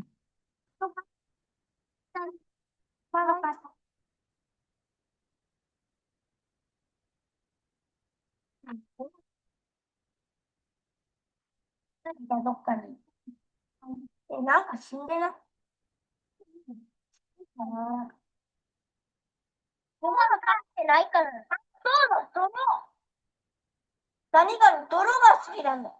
泥を食べる。だったら捨てたらあるじゃん。ここ泥あるじゃん。好きだったら今掘ってある。砂だよ。もっと奥に木なんだよね。それはさ、いっぱいどんどん掘ってさ、それでさ、茶色くしてさ、それ、掘らなくてもそこにあったんだ。だからちょっとなすな。そこに。穴掘ってるね。今、どう落ちてるんだ。夜中にね、歯が、ネトネトのやつね。あれがあるんだよ。でもね、このすごい奥にあるから。Voilà. Bon, c'était juste pour vous montrer un petit peu comment ça pouvait se passer. En fait, les jours pluvieux, euh, dans ce parc, ça faisait vraiment des énormes flaques d'eau où les enfants allaient se baigner complètement, bon, avec leurs vêtements, bien sûr. Euh, Ce qui me paraît, je suis pas sûre que ce soit faisable en France, mais en tout cas, voilà, ça se passait comme ça. Et là, du coup, ils avaient trouvé une zaligani, donc une écrevisse, et pendant très longtemps, ils allaient la mettre dans des flaques différentes. Voilà, ils faisaient un peu des expériences avec cette écrevisse de l'écrevisse et de la manière dont elle allait réagir, etc. Et ce que je voulais vous dire en particulier, attendez, voilà, c'est qu'en fait, ils s'organisaient. Là, je ne sais pas si vous avez pu voir, mais du coup, c'est surtout un enfant qui prend l'écrevisse dans ses mains et aucun autre enfant, en fait, n'a le droit de la toucher. Et les autres le savent. Les autres savent qu'ils ont simplement de regarder, ils ont simplement le droit de regarder le travail et lui va le répéter quand certains enfreignent cette règle. Euh, et il y a deux enfants qui étaient autorisés à, à creuser. Voilà, donc euh, à travers leur relation avec les autres êtres vivants, ils allaient aussi euh, acquérir des facultés sociales euh, et faire communauté, faire collectif euh, avec les règles et se donner des règles et euh, voilà, et tout ce que ça peut impliquer. Euh, Euh, voilà, un peu pour les apprentissages interspécifiques. Après, j'avais deux cas que je voulais peut-être détailler qui sont issus de mes deux CRA. Donc ça, c'est des apprentissages un peu... Là, on a vu des apprentissages quand même très informels. Là, on va avoir des apprentissages un peu plus formels, c'est-à-dire plus initiés par les éducateurs. Donc le Shoyu Shibori, donc c'était juste en décembre dernier à Tenri. Euh, euh, voilà. Donc Shoyu Shibori, ça veut dire le pressage de la sauce soja. Euh, Aujourd'hui, c'est un métier en voie de disparition et d'ailleurs qui a disparu un peu avant les années 2000. Il y a plus aucune shoyu shiborishi qui n'existait au Japon et là, petit à petit, c'est un métier qui commence à revenir. Ils sont au nombre de 30. Voilà. Et donc, c'est un ancien métier. C'est un ancien métier qui n'existait plus et qui, voilà, qui implique euh, d'être constamment en déplacement. On va venir euh, presser le soja pour faire de la sauce soja chez les uns et les autres en ramenant cette machine chez les uns et les autres. C'est comme ça que ça se passait euh, au Japon au Moyen Âge, euh, pendant l'époque Edo. Et donc, cette dame intervient en particulier dans les écoles. Hum, voilà. Donc, cette machine aussi date, enfin, en tout cas, c'est la même que euh, durant l'époque Edo. Et donc, comment on fait de la sauce soja? Ça prend une année entière. Euh, on va faire de la pâte. On va faire de la pâte de soja. Il faut que je reprenne mes notes. Molomi, voilà.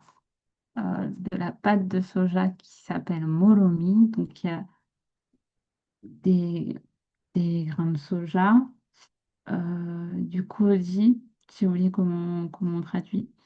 Euh, bon, voilà. Et du sel. Et on va ajouter aussi un peu de blé. Voilà, bon, en gros, c'est de la pâte de soja que les enfants euh, ont fait l'an dernier.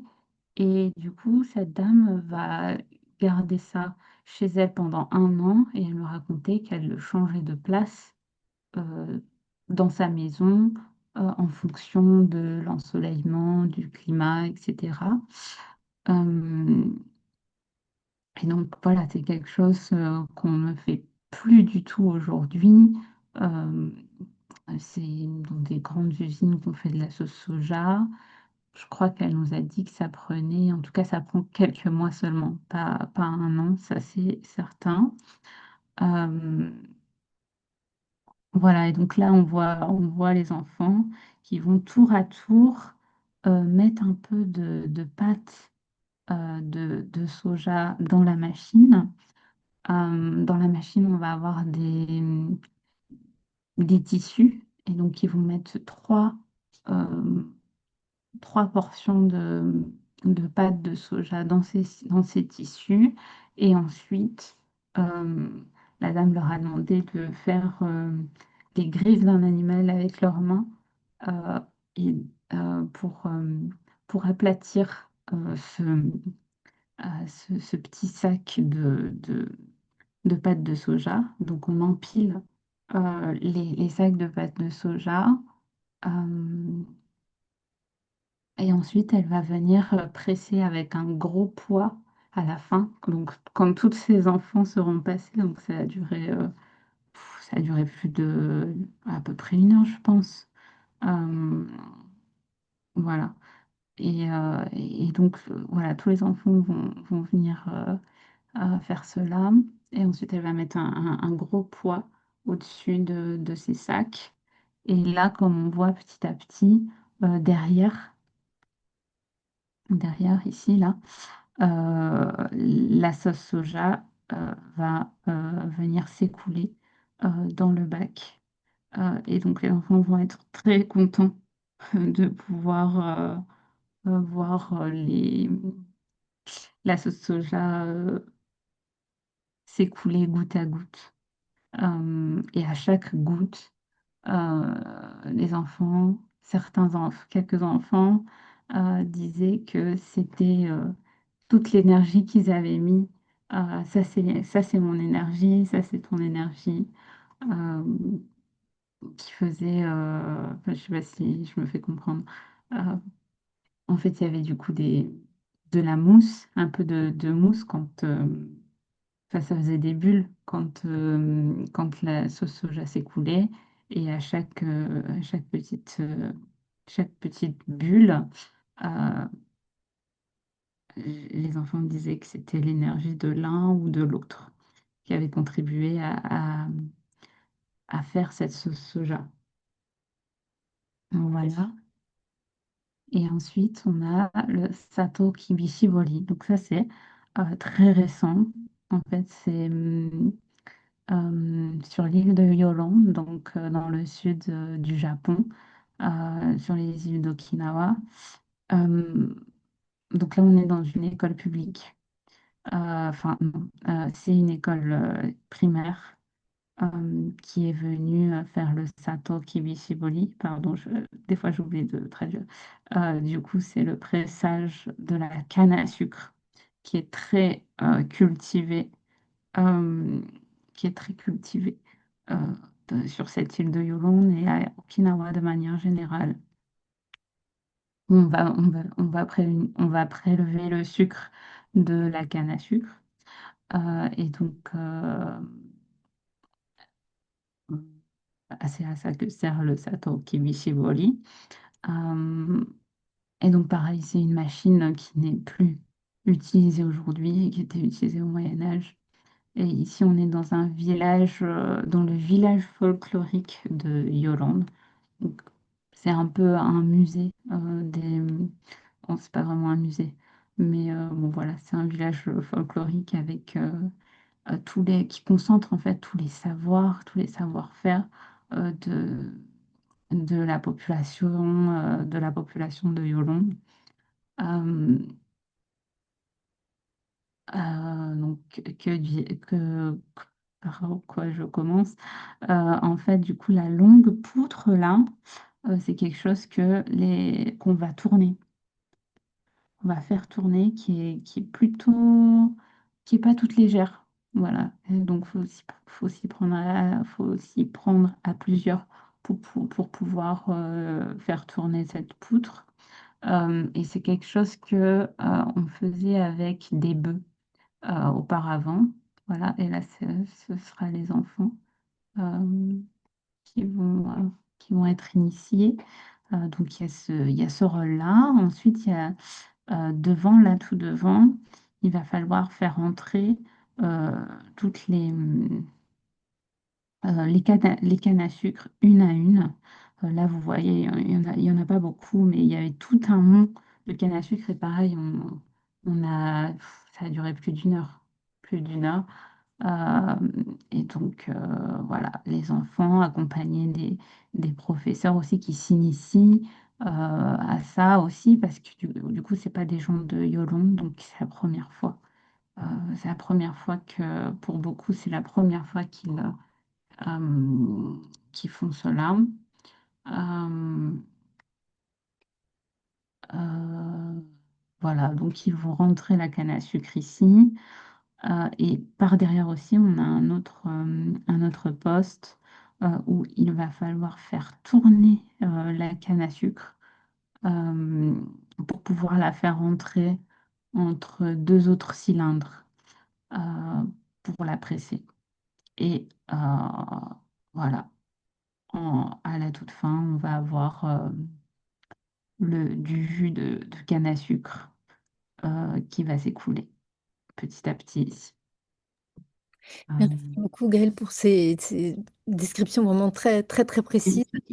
Et justement, bah, j'imagine que c'est là où vous allez venir à faire un lien avec la question des compétences psychosociales. Et ce que je me demandais, et que vous aborderez peut-être dans votre conclusion, c'est aussi si on voit une différence dans le rapport des enfants à la nature entre les enfants qui sont dans des écoles plus classiques et celles où il y a une importance particulière qui est accordée au lien avec la nature, justement. Oui, oui, bah, oui. C'est ça qui m'a beaucoup Il ne reste que 9 minutes et donc il faudra qu'on Ah, se mette bien à l'heure. ah, d'accord. Je ne sais pas si je réponds à est-ce que pour répondre à la question, du coup, c'est ça qui m'a beaucoup déstabilisée en fait. Du coup, cette école, voilà, j'y suis allée il n'y a pas longtemps. Et c'est une école publique, donc l'approche n'est pas du tout la même que ce que je vous ai présenté jusqu'à présent. Voilà, c'est une école publique, il y a une éducation qui est mise une éducation à la nature ou plutôt à l'océan qui est mise en place, mais qui inclut aussi une éducation au territoire de Yolande, à la communauté locale de Yolande, etc. Euh, mais voilà, les éducateurs n'ont pas du tout la même approche. Et on m'a dit plusieurs fois que même si on est entouré de plages, les enfants ne vont que très peu à la plage. Donc en fait, il y a ces problématiques que les gens de l'île essayent de résoudre. Euh, donc voilà, on n'est vraiment pas dans le même cas de figure. Les enfants, le- c'est encore des choses que je dois approfondir parce que je viens tout juste d'aller là-bas. Je suis restée une semaine. Et donc, c'est en vue d'y retourner, et de pouvoir étudier tout ça plus calmement. Mais en tout cas, j'ai pu voir que c'est pas du tout une éducation alternative où on va vraiment penser à la manière dont les enfants vont apprendre en relation avec leur environnement, etc. Voilà, donc il y a une très grosse différence entre le public et ces écoles alternatives. Voilà. Je sais pas si je vous fais un petit peu ma conclusion maintenant, peut-être. Oui. Oui, Donc, oui, tout à fait, oui. Je suis désolée hein, de vous presser un peu, c'est juste qu'il est possible qu'il y ait un séminaire juste après et donc on est tenu de quitter la bah, salle à l'heure pour ne pas empêcher nos collègues de travailler après. bon, mais du coup, l'éducation dehors est finalement une éducation que l'on peut qualifier de mésologique, en ce sens qu'ils s'éduquent eux-mêmes en répondant aux affordances, aux opportunités que leur donne leur environnement par son agentivité. Ils cohabitent avec les êtres vivants, permettent ainsi une socialisation interspécifique à la base de leur apprentissage, tant interspécifique qu'intraspécifique. Euh, Alors que dans d'autres écoles, ce sont majoritairement les éducateurs et les enseignants qui transmettent les connaissances aux enfants. Dans les Molino-Yotiennes, on va favoriser les expériences en pleine nature. Les enfants apprennent directement des autres vivants, des espèces végétales et animales avec lesquelles ils s'attacheront. Et cela est rendu possible par ces écoles alternatives qui leur donnent des occasions de faire l'expérience sensible de l'environnement. Et si je fais maintenant le parallèle avec l'éducation à l'environnement en France, tel que je l'ai expérimenté, l'accent a été mis sur la transmission de connaissances proprement naturalistes dans l'objectif de faire connaître la nature aux enfants pour qu'ils puissent la protéger quand ils seront adultes. Mais le problème avec cette manière de faire de l'éducation à l'environnement, c'est que les enfants ne vont mobiliser que leur intellect et ne mobiliseront pas euh, euh, des, comment dire, ils ne mobiliseront pas des connaissances plus sensibles euh, et ne développeront du coup pas d'attachement avec leur environnement. Euh, Ils ne développeront pas d'affect, ne créeront pas de souvenirs qui leur permettra sur la durée euh, euh, d'avoir ce désir et ce besoin de coexister avec les autres espèces vivantes. En fait, de mon expérience, en tout cas dans une association en France, j'avais vraiment l'impression que les enfants finalement étaient déconnectés. Il y a une déconnexion euh, de l'expérience et de la richesse et de la diversité qu'impliquent les expériences en pleine nature. Voilà, il s'agissait simplement de compter les pattes voilà, de faire la différence entre insectes et arachnides, par exemple, en comptant leurs pattes. Voilà, ça va être beaucoup des connaissances intellectuelles qui mobilisent la rationalité, la mémoire, mais jamais d'apprentissage qui mobilise véritablement les cinq sens. Mm. Euh, voilà. C'est un peu sur ça que euh, je voulais finir. Et si vous avez des questions, On voilà. pourra tout à fait continuer même à échanger par mail. Ce que je trouverais intéressant aussi, c'est de voir en France, dans des milieux comparables à celui que vous êtes en train d'étudier au Japon, parce que si on compare l'éducation générale scolaire en France à ce qui est fait dans des écoles alternatives au Japon, on risque d'avoir un biais, alors que, ben, on parlait tout à l'heure de Benjamin Gentil et du groupe qui travaille sur faire classe dehors. Je pense que parmi les enseignants français, il y en a quand même beaucoup aujourd'hui qui réfléchissent à la manière de sensibiliser à l'environnement et à offrir là aussi une expérience sensible. Il existe aussi des écoles de plein air, il existe des écoles qui essayent de réfléchir à ces questions-là et ce serait vraiment très intéressant de comparer des approches au Japon et en France qui sont centrées sur un peu sur les mêmes valeurs et les mêmes idées, les mêmes principes pour voir comment ça se déploie en principe, en pratique. En tout cas, c'est vraiment très très riche. Je vous remercie beaucoup. On va rester en contact et puis faites-moi signe si vous repassez à Paris aussi au cours de votre terrain. En tout cas, merci beaucoup. Merci Merci. beaucoup à vous aussi. Merci à toutes et à tous et à la semaine prochaine. Au revoir.